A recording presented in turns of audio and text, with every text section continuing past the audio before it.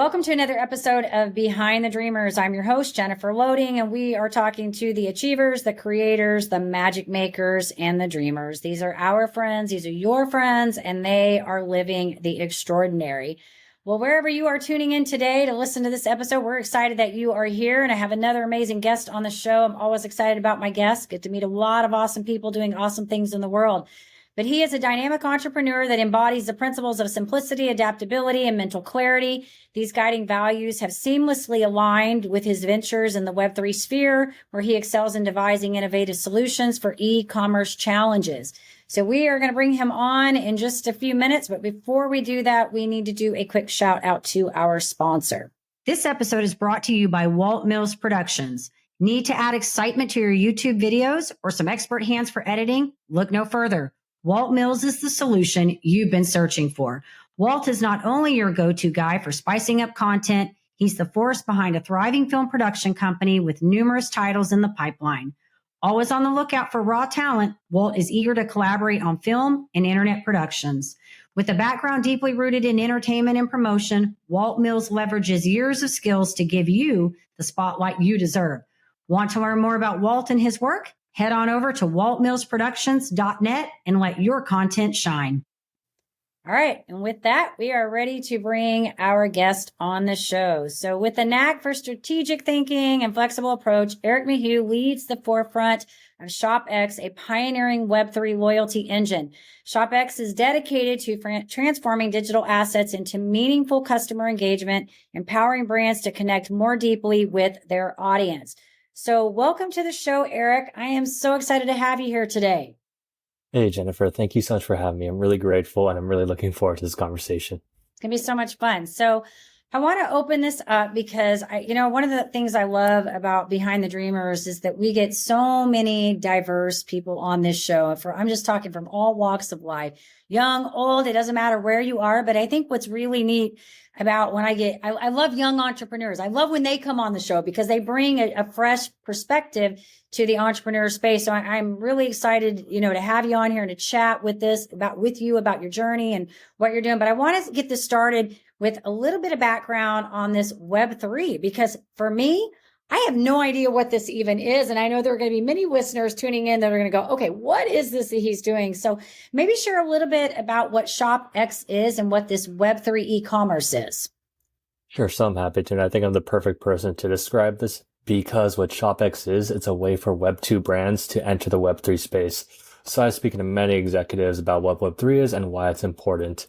To understand what Web3 is, I think it's important to go back to Web 1 versus Web 2 versus Web 3, just so it all makes sense.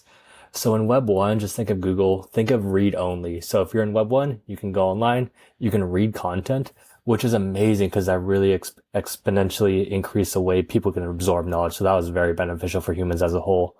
Web 2, I would say the easiest way to frame this is as social media. So in Web 2, you can read and write.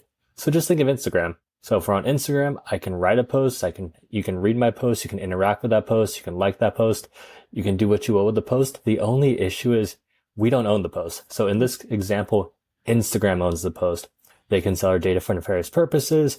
They can come back and cancel us for any particular reason, which is important because let's say we say something on this podcast that may not fly 20 years down the line. They can retroactively find our content, cancel both of our platforms just for having this open discussion. So the missing aspect for Web 2 is ownership. So Web 3, I want you to think of read, write, and own. So not only in Web 3 can you read content, you can write content, but you can also own the content, which is extremely important. So the ownership aspect could either come in the form of a cryptocurrency or an NFT. So let's say my area of expertise is e-commerce because that's what ShopX does. So let's say hypothetically, any e-commerce brand creates a NFT. You purchase that NFT, you're gifted the NFT. However you end up with the NFT, you end up with the NFT. So just think of it as a digital plot of land. So an NFT is like a digital plot of land. Let's say you had a plot of land in the real world. What can you do with the plot of land? Well, you can do whatever you want. You can build a school, you can build a garden, you can let it be, you can build a house, you can do what you want. So NFT is the same concept. So with that NFT, there's now a connection between the creator and the consumer like never before. And it's different because now it's a direct connection, meaning like as an NFT holder, I can send value your way and you can send value my way. And unlike in Web 2, if you own that NFT, I may have created that NFT, but I can't take it away from you. It's your NFT. Mm. The government can't take it away from you. It's your NFT. Amazon or Instagram can't take it away from you. It's your NFT to do what you will with. So this is extremely important in terms of content, but it can also be pretty important if you consider like money as a form of content, which I think it is. So like imagine if you had a piece of currency that no one can take away from you. So that's the importance of Web3. Okay, yeah, no, it makes sense. And thank you for clarifying that because I had no idea it's kind of like talking to me about tech stuff. It's like that is like so far out of my wheelhouse. And I know there are other people, there are going to be people that listen to this and go and they know exactly, what you were talking about. But I like how you explained that out because then it made sense. And, I was thinking about this when you were talking about the Instagram post because I had a client that I've been working with her for 4 years now and started when she's a young client. And she built her platform, started out on Instagram, building out that and I'm talking probably 20 plus thousand followers. And she's had her Instagram shut down like multiple times and finally had to restructure her business and move away from that. She still uses it, but she immediately takes those people off Instagram, moves them to another platform because she got tired of having to rebuild that platform again. And so I can see how something you're doing could be beneficial to a brand that's looking to have that ownership and be able to control that versus having somebody else be able to shut their, take control of their assets or whatever it is they're marketing, whatever it is that they're doing.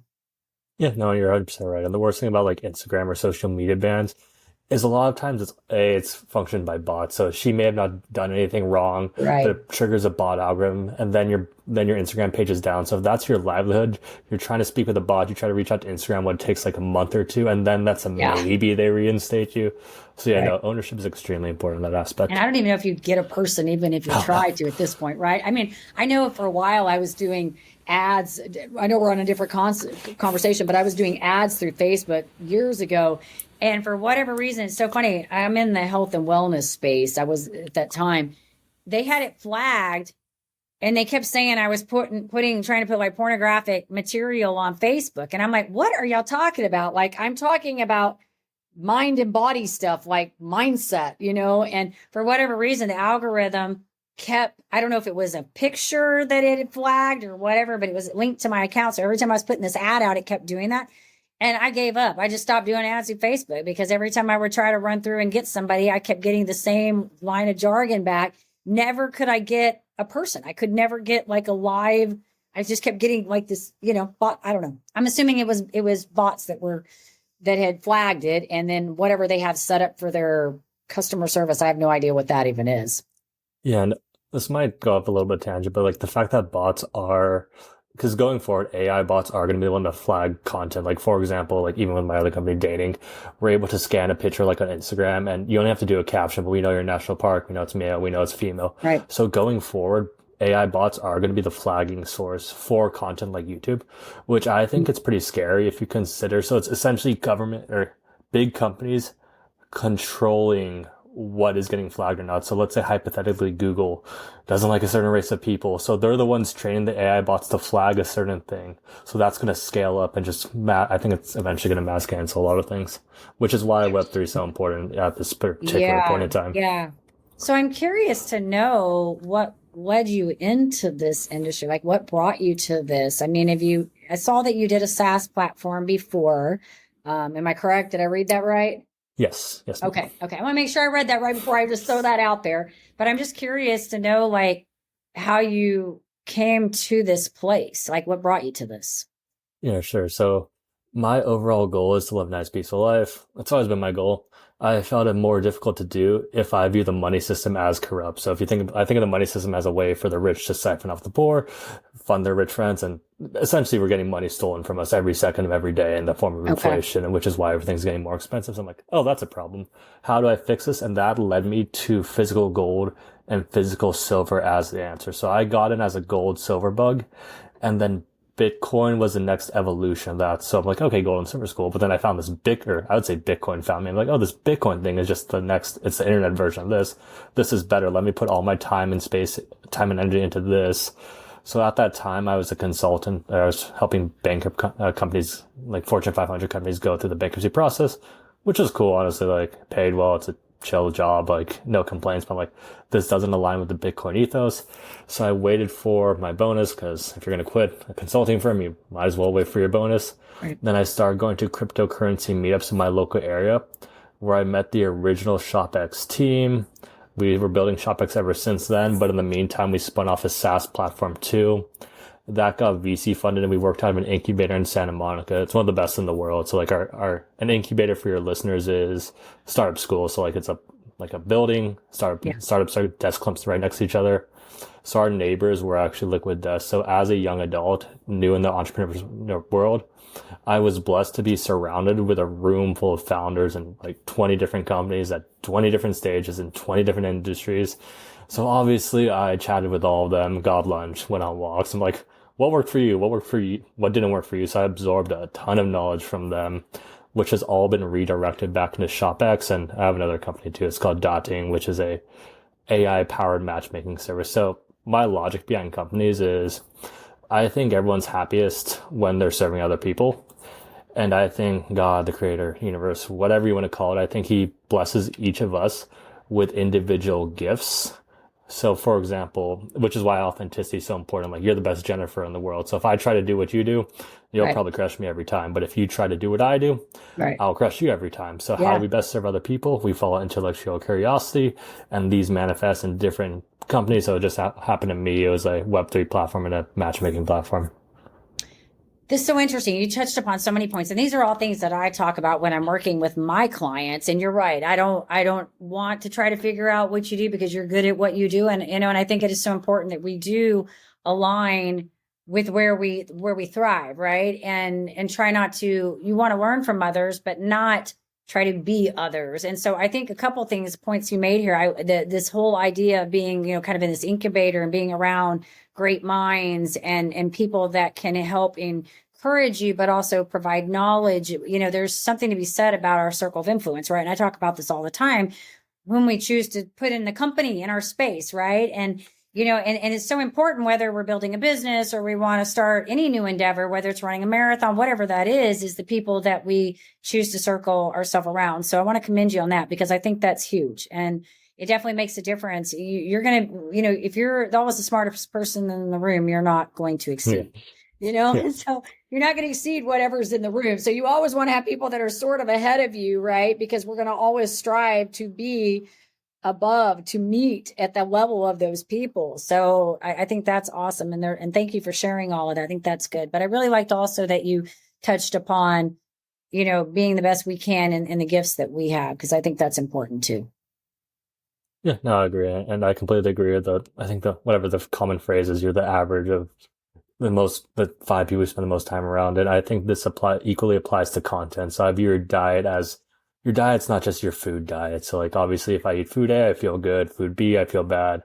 I should probably eat more food A. So this applies to the people too. So if you're around people you feel energized, you feel positive around, you should probably hang around more people of that, which applies to what we just spoke about. But I think this also extends to the content of which we consume. So we're constantly being fed content. So whether it's like the garbage on Instagram Reels or TikTok, you're getting programmed by that. Or it could be some positive content like we're creating now, or some content that adds value. So you don't even have to be in the same room as them. Like, for example, some of the people I learn most from are just authors or podcasters, because we're not in the same room, but they're still speaking. They're giving their gems, and I'm absorbing it all. Yeah, I know, this is good. Interestingly enough, so I don't know if I shared with you, I do have another show called Starter Girls. I'm putting a plug in here for that. But I was talking to a gal yesterday, and the reason I'm bringing this up, because it so aligns with what we're talking about right now. And I don't know if when these go out, if they'll be in sync, but it's Gabrielle Penstone.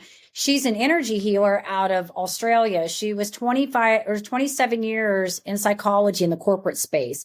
And she said she got to burn out is what happened. And she decided to go on her own. But we were talking about energy, and we were talking about that. I told her I was studying this other something else. I'm always studying something, but now I'm studying this thing called neurofit, which is basically it goes into talking about nervous system regulation and nervous system dysregulation. And part of that is doing things that allow the nervous system to go back into regulation, because most people that are trying to achieve goals are trying to do them with the dysregulated nervous system. So all these things that you're talking about are part of the things that actually help regulate the nervous system, the content that we consume, the people that we're around. And so funny enough, they have an app and I'm using the app. I like it. It's stuff I kind of already know about. But what I love about it is that it actually has these boxes we got to check off. And one of the things on it, it says, I avoided negative content on social media. That's one of the buttons on there. I engaged in social play with another human for 10 minutes a day. It's all these things that we would do that we don't really realize are important, because they are things that either are positively or negatively affecting our nervous system. And what people don't understand is it's why those things, the science behind why those things actually affect whether or not we reach our goals and we do the things we want to do in life. No, like honestly, and that's what I'm really glad you brought that up, because most people are walking around with a fried nervous system. Because if you look at people's like instant gratification network right now, it's just like dopamine, dopamine, dopamine, more dopamine, just like everything is fried. So yeah, like the social media, first of all, it's great that like we all know social media is negative, but sometimes having to physically check out a box is very helpful. So a tip I personally use for my social, because I have two companies, so and one's a crypto company, so I do have to be on like Twitter and social media quite a bit. Right. But what I did a while ago is I took a conscious view of my Instagram. So I'm just like, okay, let me go through my stories. How many of these add value? 0. Oh, let me go through my reels. How many of these add value? 0. So what I did is I have my social media accounts because I do need them. They're in one place, but I've been trained, like subconsciously trained, to be addicted to social media just because of my age and just because of the way I grew up. It is what it is. So I placed chess.com right next to my Instagram, right next to my other social media accounts. So whenever I have the urge, which I do have the urge to, like, I'm like, maybe I should just go on Instagram and check something. So now I made it easy for myself to have that urge. And instead of going to Instagram, I'm like, okay, let me play a couple lightning games of chess, which is honestly just a much better use of my time. Yeah, definitely. It is. And I think it comes down to being mindful. And I think that everything you're doing here, because I was reading through your profile and kind of, at the beginning we talked about simplicity, adaptability, and mental clarity. I think, when you look at somebody's profile, you can sort of kind of see, I think context matters, the way people live their lives. It's really embodies in the way they do their businesses and the big thinking that they're thinking and all the things that line up. So I think all of this, looking at your profile, I can tell that, mindfulness is being aware of what you're doing is probably important to you, if I'm getting that right. Yeah, it's been through hard work, it's been integrated.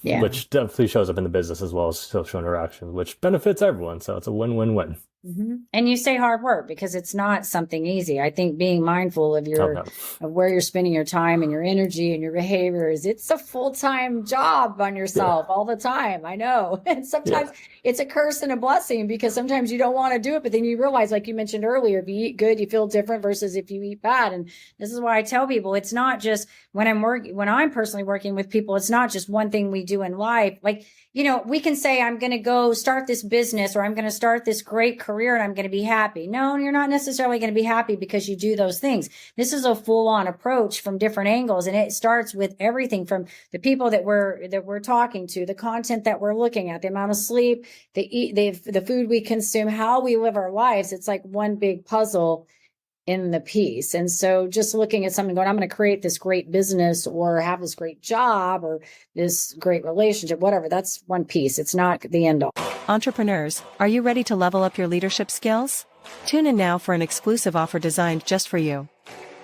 This is my time. Did you know 63% of consumers prefer businesses aligned with their values? Recognizing your core values isn't just vital for business growth, it's the bedrock of effective leadership. Whether you're a seasoned entrepreneur or an aspiring creator, identifying your core values is a key step in constructing the framework of a successful leader, enabling you to lead authentically, expand your business, and live life on your terms. I never settled on play, putting the kettle to flame. I go 100 all day, foot on the pedal, no brakes. 10, 9, paid on my dues, waited in line, 8. Are you ready to access tools to kickstart your leadership journey? Unlock a treasure trove of insights and get your free resources at www.linktree/Jennifer Loehding. Take that crucial first step toward realizing your leadership aspirations and elevate your leadership game today. And like, it's hard to, without mindfulness, you don't really have a base. So I think two things that are extremely powerful that can be a double-edged sword are both your habits. So if you have bad habits, it just pushes you more and more negative. But if you have positive habits, it pushes you more and more positive. And the same can be a repetitive thought. So if most of your repetitive thoughts are positive, then you end up being a positive person. And I look at things in terms of energy, frequency, and vibration. So like, if you're saying you're sad, you're saying you're nervous, you're saying you're angry, you're saying you're loving, you're saying you're joyous. What you're basically saying is, I'm vibrating at a certain frequency. And just like a radio station, if you go to a specific radio station, you get that radio station. So like, if you're on your sad frequency, that's why you always attract sad people. But if you're happy, loving, joyous, and positive, then you attract those people in your life, and it creates a nice little upward spiral for you and those around you, which is something I really noticed at the incubator, because like, attitude is extremely important. And I believe in energies as well. Like, I believe you can channel your own energies into creativity. I believe in the chakras and all that woo-woo stuff, but like, it really does make a difference. You would have enjoyed that conversation then yesterday, because we were talking about everything. We talked about meditation, Reiki, we talked tapping, EFT, we were talking about everything yesterday. And it's so fun because I can only have those conversations with, not everybody understands. And I don't think that people are necessarily like, I think people are more, I should say it. Let me rephrase it. I think people are more open to that kind of stuff now, whereas they weren't before. It's like, I remember, I was telling somebody one day, I taught aerobics many, many years ago. And I remember in my 20s going into like a yoga class. And I was like, oh my gosh, these people are breathing weird and being like, I can't do this. Now I have a new appreciation for those kinds of things. I do, like I do the other day, I was telling someone that I was doing box breathing, and when I have anxiety, then that's what I do. I do something that's going to try to just, regulate my nerve. It might be dancing. It might be breathing. It might be lying on the floor and just being still, or it might be do some yoga poses. So I think that people are more open to it, but I find that I have these conversations freely with certain people, and other people, I don't have them. And you're right. I've noticed something, it's like, usually it doesn't really come up, but like, breathing is extremely important. Yoga is extremely important. Right. Meditation is honestly the best thing I've ever started, and it's yielded the best results, both business-wise and personal life. So like, one of the game changers in my life is I just got back from a 10-day Vipassana meditation retreat. Saw that. Yeah, which is a wonderful experience. So like, that really set the base. It set my base as a positive, like a server, as just me generating positivity, and it's just reflected in the people I've interacted with. So now, like, instead of viewing the world as a competition, I view it as, okay, we're all in one big team. And now pretty much everyone I talk to in my business life, they're trying to help me out too, and I'm trying to help them out. So it's like, okay, who can help each other more, which is much more effective than saying, okay, let's try to squeeze out this extra 5%. It's like, who cares?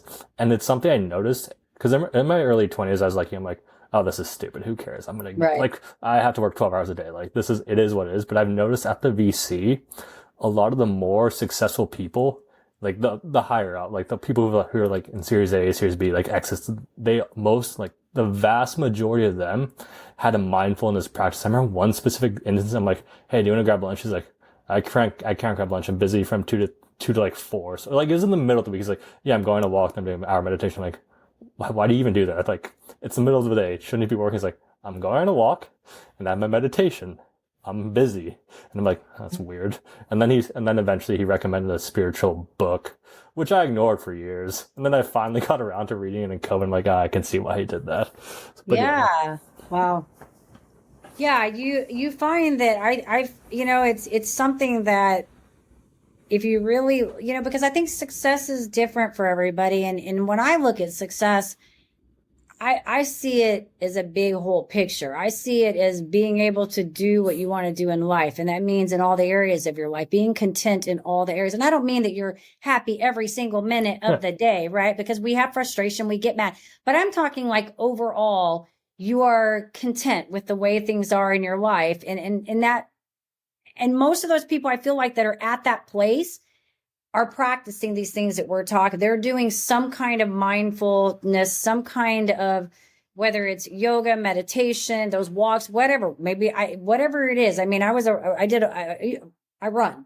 And sometimes that can be, sometimes it's painful. It is not for me. Sometimes I still have to do something different, to bring myself. But I think when people are truly successful, they get it right in a lot of areas. And it's not just one, because I feel like these things I had a mentor that said, how you do one thing is how you do all things.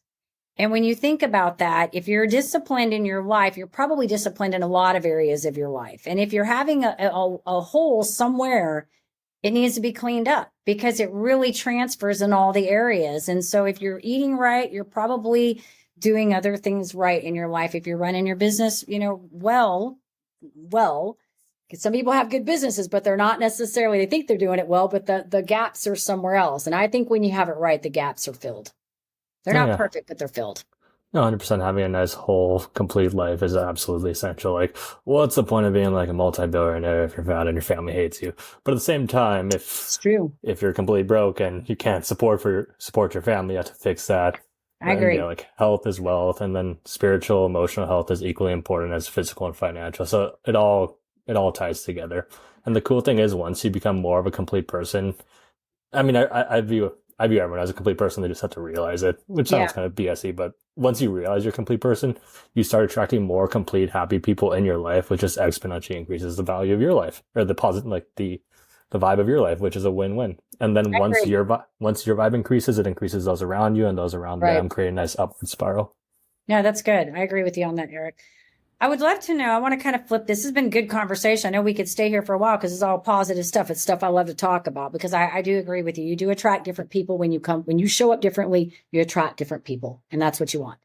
I would love to know maybe some of the challenges you face coming from the corporate side, maybe to the entrepreneur space. I know you said you went into the incubator tank and were able to meet, some incredible people, but maybe some of the things you had to sort of, and it could be on your, in the business, or it could be on the personal level. Yeah. So the biggest challenge I faced I used to be my corporate jobs were at Snap and as a corporate restructuring consultant. And then I jumped heavy into the entrepreneur space. I didn't really have a plan, to be honest. I'm like, okay, this is just where I'm going to be. So I just started doing it. But my biggest issue was, I guess, first off, you have to come up with your own tasks. Like, in a small stage startup, there's like 50 things you need to do. Like, as a consultant, it's like you had your task list. You said, okay, you do this for this amount of time. You build the client out this much. It's very procedural. But in the startup world, it's much more free flow. So you have to keep figuring out new stuff to do. And the biggest thing I found is cutting off something that's not working. So in the consulting world, it's like, who cares? I'm just doing I'm doing my 8-hour day. I'm doing my task. I'm doing this task for 5 hours. I'll just keep doing it. They're paying me, so I'll just keep doing it because I don't care that much. But in the startup world, let's say you're doing something for 4 hours. After an hour, you realize it didn't work. If you continue to work for the next 3 hours on that subject, on that thing that isn't working, it's an opportunity cost. And in the startup world, you're basically paying yourself. So you're wasting your own time, you're wasting your team's time. So you have to be really adaptable. It's like, okay, XYZ, X isn't working. Okay, we have to stop that first off. But we also have to figure out why it's not working. And I think it's an issue of skin in the game. Because like as a startup, you're like an equity holder, you have much more responsibility in the company.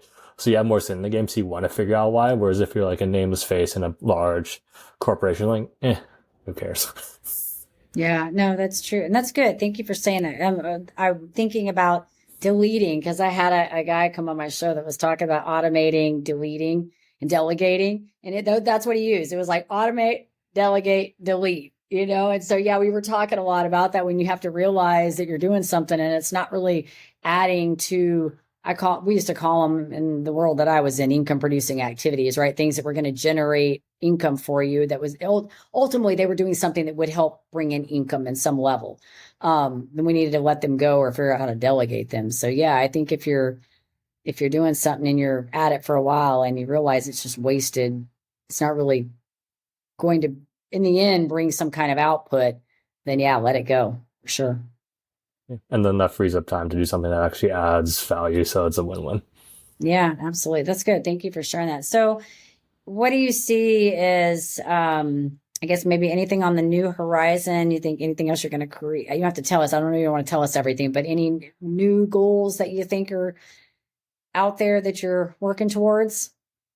Yeah, so right now my main company is ShopX, and our overall goal is, again, going back to my ethos, I think Bitcoin helps create a nice, peaceful life.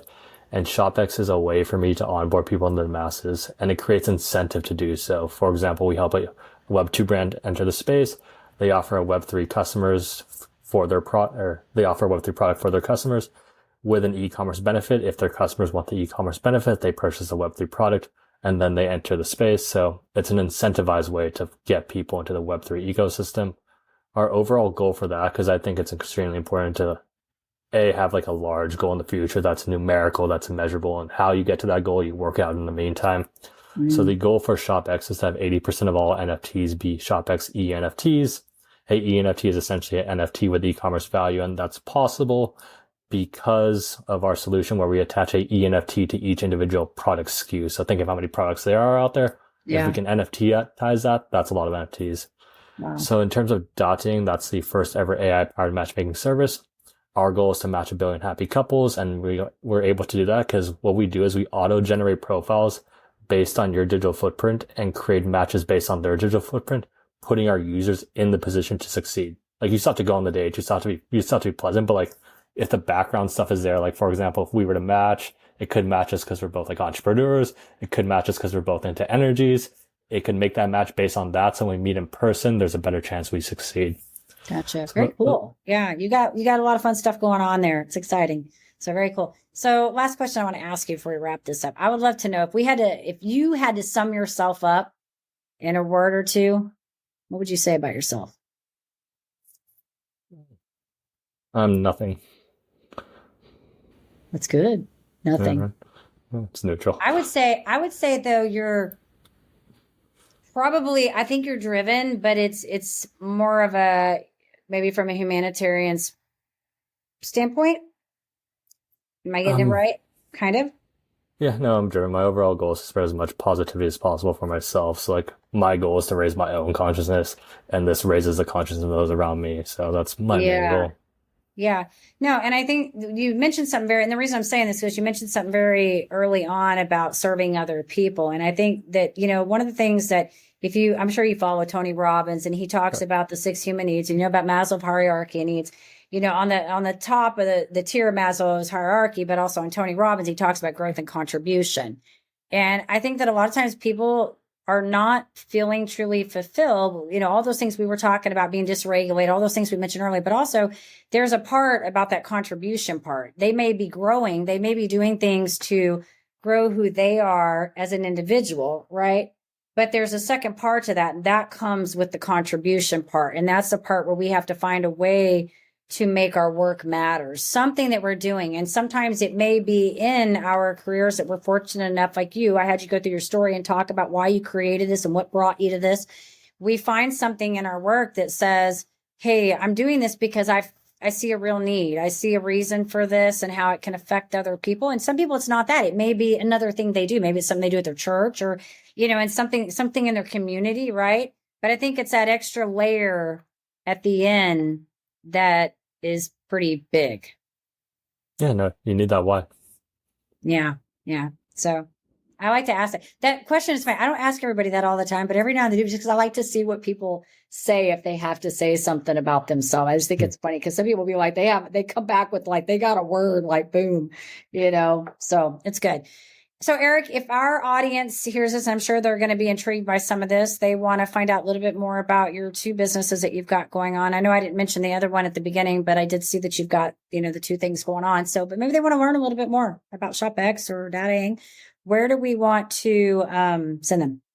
Yeah, so the best place for ShopX Web3 e-commerce will be our website, shopx.co. And if you really want to do a deep dive, check out our community Discord.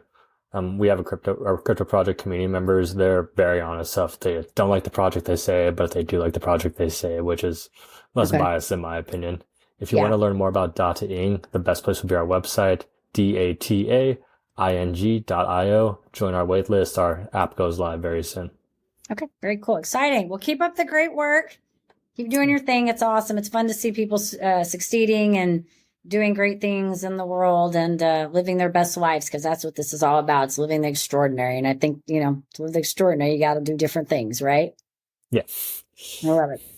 All right. And of course, we do want to say to the audience, we appreciate you. And if you enjoy our show, please head on over to Apple, give us a review there. You can head over to YouTube, subscribe so that we can keep sharing all of these amazing stories. And as I always say, in order to live the extraordinary, you must start. And every start begins with a decision. You guys take care, be safe, be kind to one another, and we will see you next time.